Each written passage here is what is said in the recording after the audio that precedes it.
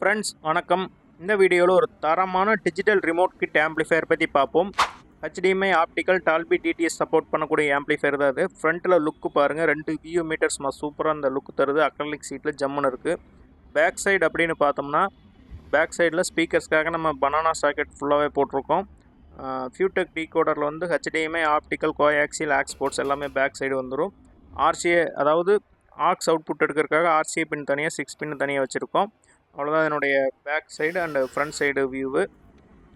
Okay friends, அடுத்தது நம்ம இன்டீரியரில் என்னென்ன மெட்டீரியல்ஸ் யூஸ் பண்ணியிருக்கிறோம் அப்படிங்கிறத பற்றி பார்ப்போம். டிரான்ஸ்ஃபார்மர் வந்து VMAXல 8 amps 24024 transformer, 10000 MFT 63 3510 metal diode வந்து பவர் சப்ளைக்காக எடுத்துருக்கிறோம்.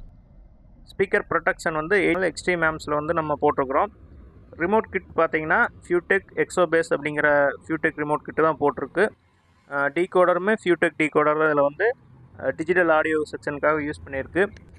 சப்வூஃபருக்காக எடுத்துருக்கிற ஆடியோ பார்த்தீங்கன்னா KA2411 அப்படிங்கிற குமார் தண்டர் ஆடியோ அப்படிங்கிற ஒரு ஆடியோ போர்டு தான் வந்து இதுக்காக நம்ம யூஸ் பண்ணியிருக்கிறோம்.